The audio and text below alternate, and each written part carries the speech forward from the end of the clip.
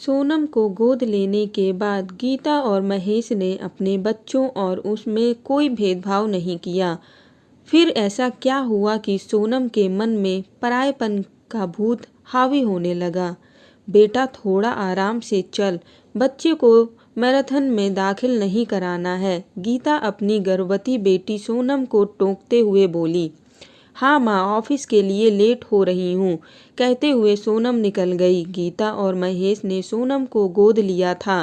गीता एक टीचर थी। लगभग 20 साल पहले सड़क पर एक 5-6 साल की लड़की को भटकते हुए गीता ने देखा। उसने उस बच्ची से उसके माँ बाप के बारे में पूछा तो वह कुछ बता ना सकी।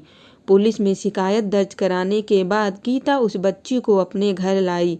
लगभग 6 महीने तक इंतजार करने के बाद भी पुलिस उसके माता पिता को ढूंढ न सकी, जिसके बाद गीता और महेश ने सभी प्रक्रियाओं को पूरा करने उसे गोद ले लिया। सोनम के बाद गीता और महेश को 2 बच्चे और हुए, रोहित और अर्चना। गीता और महेश ने कभी भी सोनम और अपने दोनों बच्चों में भेदभाव नहीं किया। वे तीनों बच्चों को एक जैसा ही प्यार करते थे।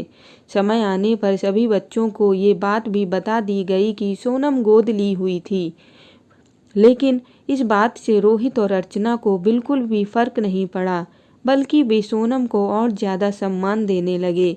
सोनम ने ग्रेजुएशन के बाद MBA किया और बड़ी कंपनी में HR की नौकरी करने लगी। सोनम को विशाल से प्यार था। इस बात को जब उसने अपने माँ बाप को बताया तो उन्होंने खुशी खुशी सोनम की शादी करा दी।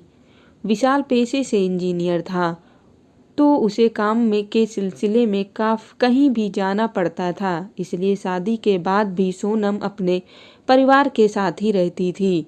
शादी के 1 साल बाद ही वह गर्भवती हो गई। इसी बीच विशाल को 1 साल के लिए न्यूयॉर्क जाना पड़ा। सोनम को किसी बात की चिंता नहीं थी, पूरा परिवार उसका ध्यान रखता था। एक दिन अर्चना सोनम के पास आकर कहने लगी, दीदी आज मैं बहुत खुश हूँ, मैं इंजीनियरिंग करने के लिए हार्वर्ड यूनिवर्सिटी जा रही हूँ। सोनम ये बात सुनकर खुश तो हुई, लेकिन अचानक से उसके अतीत ने उसे कचोटना शुरू कर दिया। वह मन ही मन सोचने लगी कि मेरा भी तो मन था विदेश जाकर पढ़ने का, लेकिन उस वक्त माँ बाप ने मना कर दिया। आखिर अपना खून है तो जाने ही देंगे ना। सोनम को अचानक ये परायेपन महसूस होने लगा। उसे समझ नहीं आ रहा था कि वह क्या करे। जिस वक्त गीता और महेश ने सोनम को मना किया था, उस वक्त उनकी आर्थिक स्थिति इतनी ठीक नहीं थी, लेकिन इस बात को सोनम समझ नहीं पाई। सोनम ने अपने दिन माँ से बेरुखी से कहा कि विशाल आ रहे हैं मुझे लेने, अब मैं उनके ही साथ जाकर रहूँगी। गीता को ये बात कुछ समझ में नहीं आई। वह जब तक सोनम से इसका मतलब पूछती तब तक वह ऑफिस के लिए जा चुकी थी। सोनम अपने ऑफिस पहुंची ही थी कि सीढ़ियों पर चढ़ते समय उसका पैर डगमगा गया और वह पेट के बल गिर पड़ी।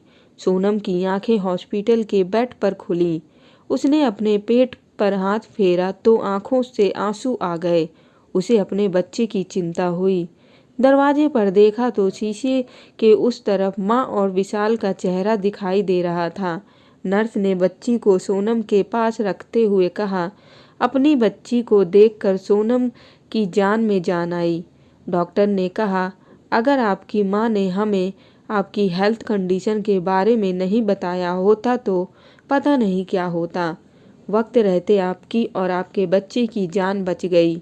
बच्चे पैदा करते समय जो समस्या आपकी माँ को हुई थी, वही प्रॉब्लम आपको भी होनी थी।